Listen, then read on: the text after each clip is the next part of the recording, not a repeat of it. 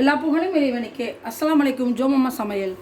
நாம் இன்றைக்கி ஜோமம்மா சமையலில் என்ன செய்ய போகிறோன்னா, நம்ம கல்யாண வீடுகளில் சாப்பிட்றது மாதிரி ரொம்ப அருமையான டேஸ்டியான ஒரு மேம்பொடி போட்டு நான் வந்து போன வீடியோவில் செஞ்சு காட்டியிருப்பேன். மேம்பொடி, அந்த மேம்பொடி போட்டு தான் இப்போ நம்ம வந்து அந்த கல்யாண சாம்பார் செய்ய போகிறோம். வாங்க அது எப்படி செய்யலான்னு சொல்லி பார்க்கலாம்.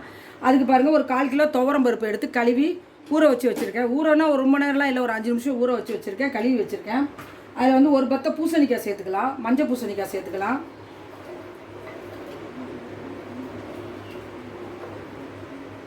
கரெக்டாக ஒரு பத்தை சேர்த்துருக்குறேன் பூசணிக்காய், மஞ்சள் பூசணிக்காய். நல்லா ஒரு பெரிய பூண்டு உரித்து சேர்த்துருக்கேன், ஒரு பெரிய பல்லு பூண்டு சேர்த்துருக்குறேன். அடுத்ததாக பாருங்கள், ஒரு 1/2 ஸ்பூன் அளவுக்கு மஞ்சள் சேர்த்துருக்கேன். இந்த பருப்பு வேக வைக்கிறதுக்கு தண்ணி நல்லா முங்குற அளவுக்கு பாருங்கள். ஒரு கெட்டி பெருங்காயம், ஒரு சின்ன துண்டு கெட்டி பெருங்காயம்.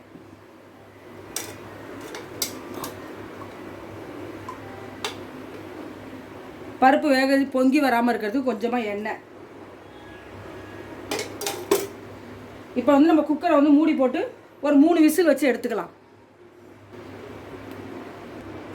தக்காளி பாருங்கள், ஒரு 2 தக்காளி, சின்ன நறுக்கிற தக்காளி 2 போட்டிருக்கேன். பருப்போடையே நல்லா குழஞ்சி வெந்து வரட்டும். குக்கர் விசில் போட்டுடலாம், ஒரு 3 விசில் வரட்டும் பருப்பு. வாங்க, நம்ம வந்து பருப்பை வந்து நம்ம பின்னால் அடுப்பில் வச்சுட்டோம் தூக்கி, அது ஒரு பக்கம் வெந்துக்கிட்டு இருக்கு. இப்போ நம்ம வந்து சாம்பாருக்கு வந்து தாளிப்பு கொடுத்துடலாம். சாம்பார் தாளிக்க நான் வந்து கடலை எண்ணெய் சேர்த்துக்கிறேன். அடுத்து கடுகு உளுந்து சேர்த்துக்கலாம். 1 ஸ்பூன் அளவுக்கு கடுகு உளுந்து நல்லா வெடித்து பொரிஞ்சு வரட்டும்.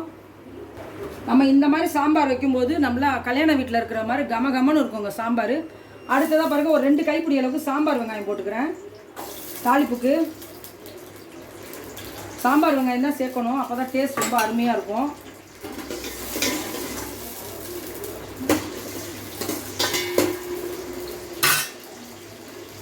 வெங்காயம் நல்லா செவந்து வரட்டும்.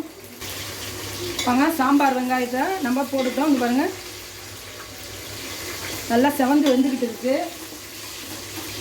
இந்த ஸ்டேஜில் நம்ம 2 தக்காளி வெட்டி வச்சுருக்கோம், அதை சேர்த்துடலாம். அதுவும் சேர்ந்து நல்லா வதங்கி வரட்டும் தாளிப்பில்.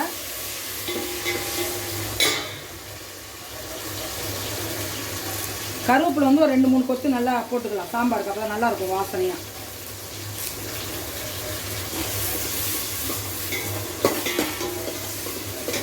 நான் சாம்பாரில் என்னென்ன காய்கறி போடுறேன்னு பார்த்துக்குங்க. ஒரு முருங்கைக்காய், ஒரு கைப்பிடி சாம்பார் வெங்காயம், உரிச்ச வெங்காயம், தாளிப்புலையும் கொஞ்சம் போட்டிருக்கேன், ஒரு கைப்பிடி போட்டிருக்கேன். ஒரு கைப்பிடி பச்சையாக வச்சுருக்கேன். ஒரே ஒரு முள்ளங்கி, ஒரு கேரட்டு, ஒரு 2 கத்திரிக்காய். இவ்வளோ தான் காய்கறி. மாங்காய் போடுறேன். மாங்காய் வந்து புளி ஊற்றும் போது நான் வந்து மாங்காய் போட்டுக்கலாம். இப்போ வந்து காய்கறி வந்து எண்ணெயில் கொஞ்சம் வதங்கி வரணும். இது எல்லாமே நல்லா க்ளீனாக கழுவுன காய்கறி. இதை நம்ம வந்து இதில் சேர்த்துக்கலாம். நான் காய்கறியை தாளிப்பில் சேர்த்துட்றேன். நம்ம இந்த காய்கறி தான் போடணும்னு இல்லை, உங்கள்கிட்ட உங்கள் வீட்டில் என்னென்ன காய்கறி இருக்கோ நீங்கள் அதெல்லாமே சாம்பாரில் சேர்த்துக்கலாம். நான் பூசணிக்காய் வந்து பருப்பில் சேர்த்துருக்கேன். நல்லா எண்ணெயில் கொஞ்சம் நேரம் வதங்கணும். காய் நல்லா வதங்கட்டும். கொஞ்சம் இந்த காய்கறி வதங்கிறதுக்கான உப்பு சேர்த்துடலாம், அப்போ தான் நல்லா வதங்கி வரும். ஒரு 1/4 ஸ்பூன் அளவுக்கு மஞ்சள் பொடி.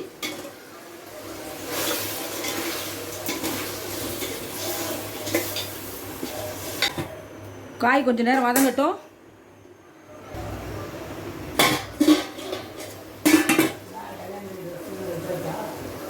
காய்கறி நல்லா வதங்கிட்டு இருக்கு.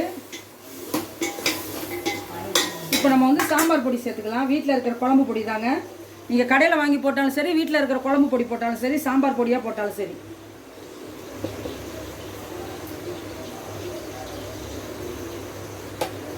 நான் ஒரு 2 டேபிள் ஸ்பூன் அளவுக்கு சாம்பார் பொடி போட்டிருக்கேன். தனி மிளகாத்தூள் வந்து 1 ஸ்பூன் சேர்த்துருக்கேன். ஏன்னா நம்ம நிறைய காய்கறி, பருப்பு, புளிலாம் போடுறனால, மாங்காய்லாம் போடுறனால அந்த சாம்பாருக்கு தேவையான காரம்லாம் இருந்தால் தான் சாம்பார் நல்லாயிருக்கும். அதனால் தனியாக 1 ஸ்பூன் மிளகாத்தூள் சேர்த்துருக்கேன் சாம்பார் பொடி கூட.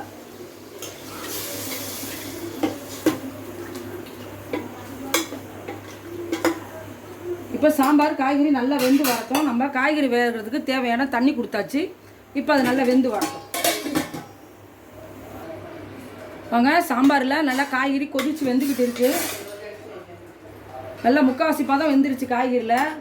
பாருங்கள், பருப்பு பூசணிக்காயெல்லாம் நம்ம போட்டு வச்சுருந்தோம்லையே, தக்காளி, பூண்டு, சாம்பார் வெங்காயம்லாம் அது நல்லா குழஞ்சி வந்துருச்சு. இப்போ நான் வந்து ஒரு எலுமிச்சம்பழம் சைஸ் வந்து புளி வந்து ஊற வச்சு வச்சுருக்கேன். அதை வடிகட்டி இந்த காய்கறியில் சேர்த்துடலாம். மாங்காய் வெட்டி வச்சுருக்கேன், அந்த மாங்காவையும் சேர்த்துடலாம். ஒரு கொதி வரட்டும் காய்கறி, அப்புறமா பருப்பு சேர்த்துக்கலாம். பாருங்கள், காய்கறி சாம்பார் காய்கறி நல்லா சூப்பராக வந்துருச்சு. பாருங்கள், முருங்கைக்காய் நல்லா நசுங்கிடுச்சு. பாருங்கள், சூப்பராக வந்துருச்சு. இப்போ நம்ம வந்து வேக வச்ச பருப்பை வந்து சாம்பாரில் சேர்த்துடலாம்.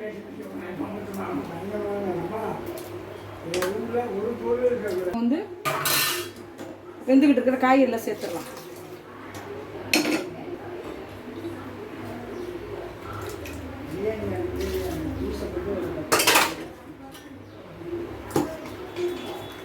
சாம்பார் மேம்பொடி போடாமையும் அவ்வளோ சூப்பராக இருக்குதுங்க. கொதிக்கட்டும். ஒரு கொதி கொதிச்சதுக்கப்புறம் நம்ம மேம்பொடி போட்டுக்கலாம்.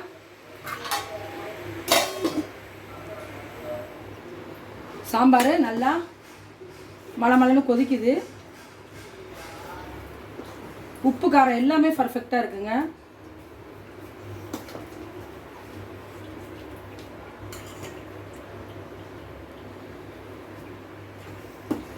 உப்பு காரம் எல்லாமே சூப்பராக அருமையாக இருக்குது. இப்போ நம்ம மேம்பொடியை தூவிக்கலாம்.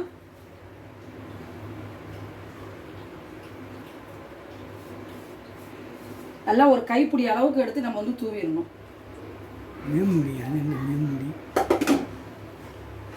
அடுத்து நம்ம சிம் பண்ணிடணும். ஆனத்தை சிம் பண்ணிட்டேன், கொத்தமல்லி தூவிட்டேன், ஒரு 2 ஸ்பூன் நெய், அவ்வளோதான். அடுப்பை ஆஃப் பண்ணிடணும். அடுப்பை ஃபுல்லாக ஆஃப் பண்ணிடணும். ஆஃப் பண்ணிவிட்டு மூடி போட்டு வச்சிடணும். ஒரு 10 நிமிஷம் இப்படியே இருக்கட்டும். ஒரு 10 நிமிஷம் கழிச்சு தான் திறக்கணும். சாம்பார் செம்ம ஹைலைட்டாக இருக்கும். வாங்க, நம்ம சாம்பாரை அடுப்பை ஆஃப் பண்ணிவிட்டு மேம்பொடி போட்டு நெய்யும் கொத்தமல்லியும் மேம்பொடியும் போட்டு ஒரு 10 நிமிஷம் தம்மு கொடுத்துருந்தோம். அடுப்பை ஆஃப் பண்ணிட்டு தான் அந்த தம்லேயே இருந்துச்சு. வாங்க சாம்பார் எப்படி இருக்குன்னு சொல்லி பார்க்கலாம். பா, திறந்தாலே வாசனை கம கம்மன்னு இருக்குதுங்க. சூப்பராக இருக்குங்க சாம்பார்.